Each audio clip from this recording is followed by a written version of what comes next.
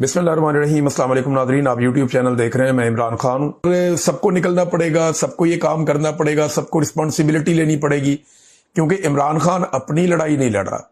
इमरान खान पाकिस्तान की कौम की लड़ाई लड़ रहा है। जब वो 26 करोड़ लोगों के लिए मार खा रहा है तो 26 करोड़ लोग उसे वापस रिस्पॉन्ड क्यों नहीं कर रहे? बात यह है कि लोग निकलते हैं, जोर लगाते हैं, लेकिन वो जिस लेवल पे निकलना चाहिए वो काम अभी तक हमने होता हुआ नहीं देखा। और जब लोग बहुत बड़ी तादाद में निकले उस वक्त गंडापुर साहब ने काम दिखा दिया था, अनफॉर्चुनेटली। बहरहाल दोबारा मोमेंटम बनाने की कोशिश की जा रही है। सुहेल आफरीदी ने कोहाट में अब जलसा किया, जलसा अच्छा था, तगड़ा जलसा था, लेकिन जो पिछले साल वाला मोमेंटम है वो मैं आपको साफ बताऊं वो अभी तक नहीं बना। जो मोमेंटम अली अमीन गंडापुर को बना बनाया मिला था ना, जो ताकत उसे बनी बनाई मिली थी, सुहेल आफरीदी को वो नहीं मिली। सुहेल आफरीदी का आगाज होता है एक ऐसे जलसे से जो अली अमीन अपना आखिरी जलसा करके जाता है।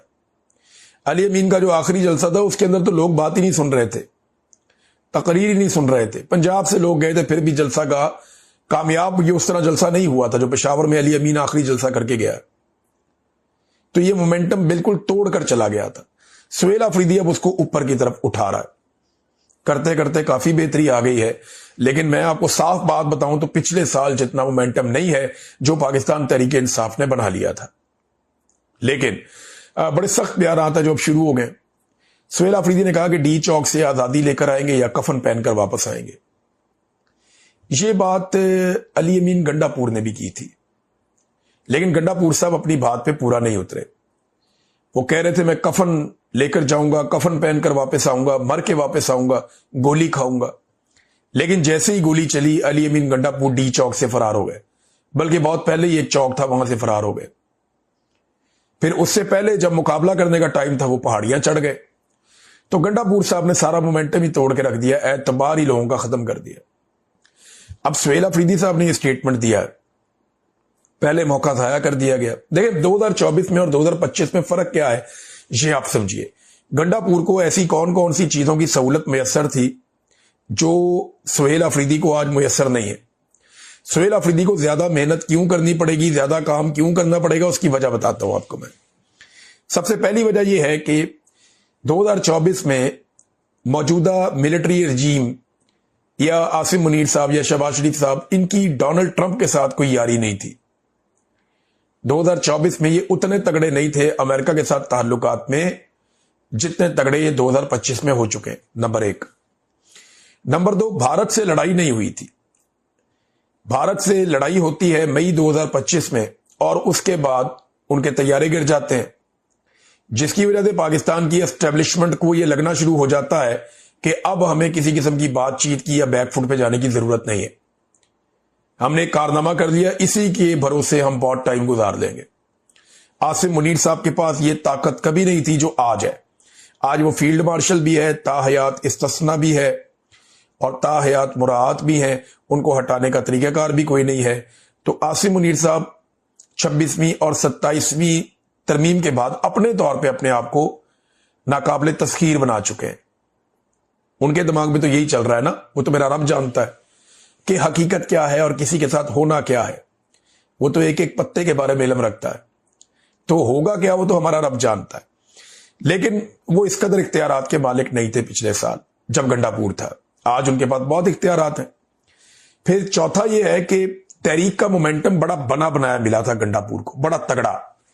जब पहला जलसा हुआ ना तो 10 किलोमीटर तक अवाम ही अवाम थी, यानी जलसागाह तक पहुंचना एक बहुत बड़ी मुसीबत बना हुआ था, मुझे अच्छी तरह याद है। वो मोमेंटम दोबारा बनाना बहुत मुश्किल है। अली अमीन को बना बनाया मिला था, सुहेल आफरीदी को बनाना पड़ेगा। जलसे में जुनैद अकबर साहब ने कहा कि ये अवाम की अक्सरियत है, ये कोई 2% के मौलवी नहीं है। मौलवियों को इन्होंने भी जवाब दिया ना, जो आपके कहने से आपकी तारीफें करेंगे। ये 26 करोड़ अवाम है जो इमरान खान के साथ जुड़ेंगे। इमरान खान जिसे जिंदाबाद कहेगा ये जिंदाबाद कहेंगे। इमरान खान जिस पर लानत भेजेगा 24 करोड़ अवाम उस पर लानत भेजेंगे। ये जनाब जुनैद अकबर साहब ने कहा, साथ मौलवियों को रगड़ा भी लगा दिया। अक़वाम मुत्तहिदा ने 2 मौकों पर इमरान खान साहब के हवाले से बड़ी तगड़ी आवाज उठाई है। एक یہ آواز اٹھائی جون 2024 میں۔ اقوام متحدہ کے ورکنگ گروپ نے اس وقت یہ قرار دیا تھا کہ عمران خان کی گرفتاری اور سزا بغیر قانونی جواز کے ہے اور یہ بین الاقوامی قانون اور منصفانہ سماعت کے بنیادی اصولوں کی خلاف ورزی ہے۔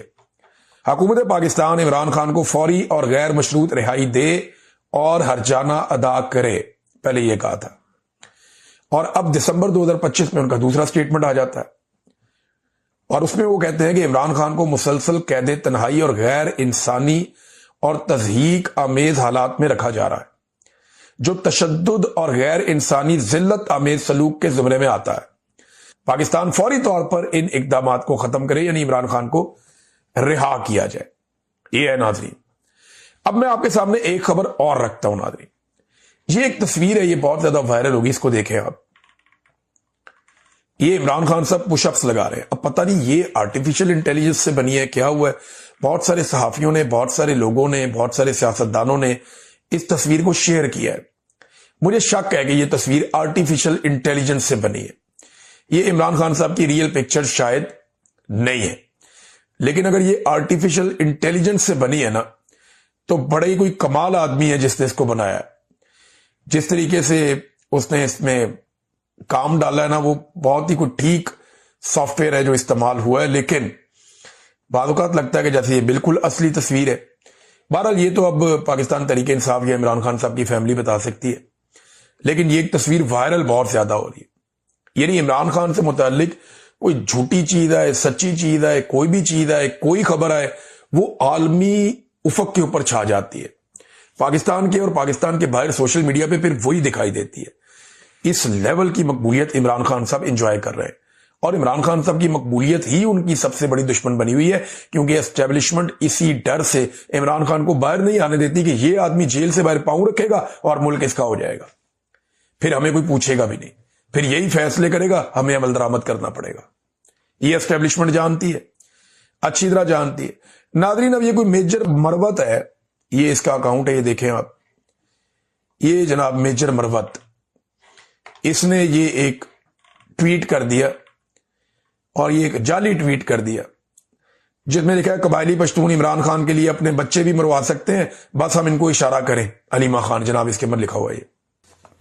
پاکستان کا تجارتی خسارہ کتنا بڑھ گیا ہے، یہ دیکھیں ذرا خبر آپ۔ پاکستان کی پہلی سرمائی ہے ابھی جو مکمل ہوئی ہے، یعنی جون میں آپ کا بجٹ سیشن ہوتا ہے، تو پھر جولائی، اگست اور ستمبر یہ آپ کی پہلی سرمائی ہوتی ہے۔ اکتوبر کا مہینہ اس وقت چل رہا ہے، تو جو پہلی سرمائی ہے اس میں پاکستان کا تجارتی خسارہ 9.4 ارب ڈالر تک پہنچ گیا ہے۔ اندازہ کیجئے آپ، 3 مہینے کے اندر پاکستان کا تجارتی خسارہ انہوں نے پہنچا دیا 9.4 ارب ڈالر تک۔ یہ تجارتی خسارہ کیا ہے، ذرا اس کا آپ اندازہ کر لیجئے۔ یہ جو چیزیں آپ دنیا سے پاکستان میں منگواتے ہیں اور جو چیزیں آپ پاکستان سے بنا کر دنیا میں بھیجتے ہیں، جو منگواتے ہیں وہ امپورٹس ہیں، جو بھجواتے ہیں وہ ایکسپورٹس ہیں، تو ان کے بیچ میں جو عدم توازن پیدا ہوتا ہے، وہاں سے ہوتا ہے آپ کا تجارتی خسارہ۔ پاکستان کے پاس پیسہ ہے نہیں، اور تجارتی خسارہ کم دکھانے کے لیے جھوٹے اعداد و شمار یہ اکثر دیتے رہتے ہیں، لیکن پہلی ایک سرمائی کے اندر جو پاکستان کا تجارتی خسارہ ہے وہ 9.4 ارب ڈالر تک پہنچ گیا۔ اب جتنے بھی سائنسدان لگے ہوئے ہیں معیشت کو ٹھیک کرنے کے لیے، جنہوں نے بڑے بڑے بلند و بانگ دعوے کیے تھے، جنہوں نے SIFC بنائی تھی، وہ ذرا اب بتائیں قوم کو کہ آپ نے کیا بیڑا غرق کیا پاکستان کی اکانومی کا، اور ابھی یہ سلسلہ جاری ہے۔ خواجہ آصف صاحب نے بتایا کہ شہباز شریف صاحب، فیلڈ مارشل عسکری قیادت، اور باقی لوگ CM وغیرہ بھی تھے مختلف صوبوں کے، یہ اجلاس میں تھے۔ انہوں نے، خواجہ آصف نے دعویٰ کیا کہ سانحہ مرید کو وہاں پہ سراہا گیا جو مرید کے اندر ہوا، بلکہ یہ کہا گیا کہ پنجاب حکومت کی تقلید کرنی چاہیے، ساروں کو NG تن کے رکھو، اور ساتھ میں یہ کہا گیا کہ سافٹ سٹیٹ کا جو امیج ہے اسے ختم کر کے ہارڈ سٹیٹ کی شناخت بنانی ہوگی پاکستان کی، تاکہ عوام کو پتہ چل جائے کہ اب کسی کی خیر نہیں ہے۔ اندازہ کریں آپ۔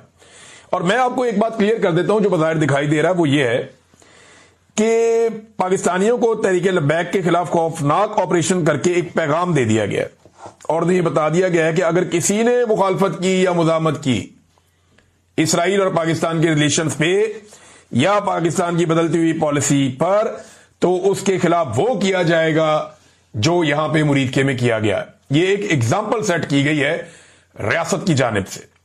एक और चीज मैं देख रहा था, तहरीक लब्बैक सारी की सारी गायब हो गई। ये पाकिस्तान तहरीक इंसाफ को ताने देते रहे 3.5 साल तक। मैं को ताना नहीं दे रहा, लेकिन मैं ये बता रहा हूं कि देखें अल्लाह रब्बुल इज्जत का निजाम कि तहरीक इंसाफ को शाबाश यहां मिलनी चाहिए कि 3.5 साल से ज्यादा हो गए, उन्होंने बहुत मार खाई, बहुत मार खाई, 3.25 साल होने वाले हैं, तबाही फेर दी उनकी उन्होंने। लेकिन आज भी तहरीक इंसाफ रेजिस्ट कर रही है, मुकाबला कर रही है, मुजामत कर रही है। जबकि तहरीक लब्बैक को 1 हफ्ता हुआ भी सिर्फ इस लड़ाई में उतरे हुए। 1 हफ्ता पहले उनके ऊपर क्रैकडाउन हुआ और तब से लेकर अब तक अब कोई बंदा नहीं मिलता जिससे आप बात करें। मैं सारा दिन कोशिश करता रहा हूं कि तहरीक लब्बैक के कोई जिम्मेदारान मेरे मत्थे लगे, मैं उनसे पूछूं कि जनाब बताएं सूरत-ए-हाल क्या है, और कोई तो कुछ बताए ना। कोई नजर ही नहीं आता, ना सोशल मीडिया पे ना मीडिया पे। जिनके नंबर थे वो भी सारे गायब हैं। जिन लोगों से राब्ता करो वो कहते हैं जी कोई राब्ते में नहीं। सहाफियों से कहा, उन्होंने कहा जी सभी गायब हैं, सारे के सारे अंडरग्राउंड हो गए। तो तहरीक इंसाफ ने अपनी पसली साबित की है वक्त के साथ साथ, जिनको हमेशा ताने दिए जाते थे। अब नाजरीन, शहबाज शरीफ साहब ने ना इस मौके पे एक बड़ी अजीबोगरीब बात की। अब बड़ा गुस्सा आएगा कई लोगों को जब मैं ये बात करूंगा, लेकिन मुझे ये बात करनी है। वजह यह है कि मैं ये बात नहीं करूंगा ना तो ज्यादती हो जाएगी।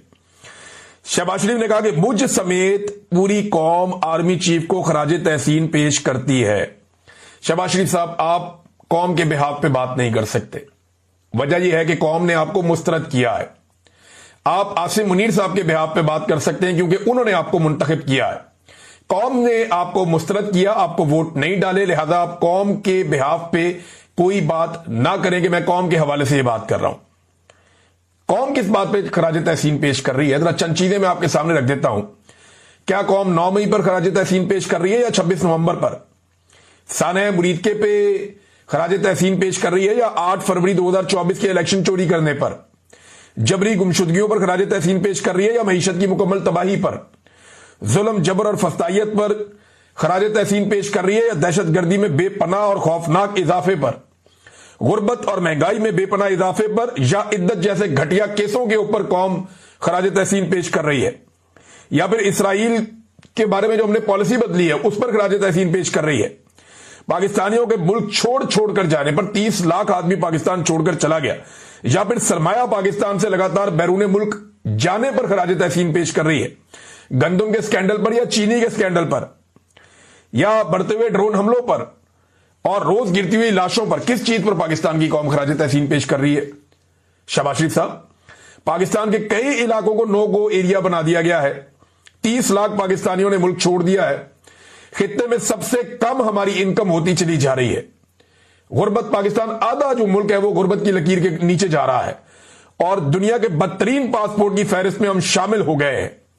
पाकिस्तान का एक मकबूल तरीन लीडर जो साबिक वजीर आजम है, उसको जेल में डालने पर कौम खराज तहसीन पेश कर रही है, या फिर अफगानिस्तान जैसे हमसाये से भी ताल्लुकात बिगाड़ने पर खराज तहसीन पेश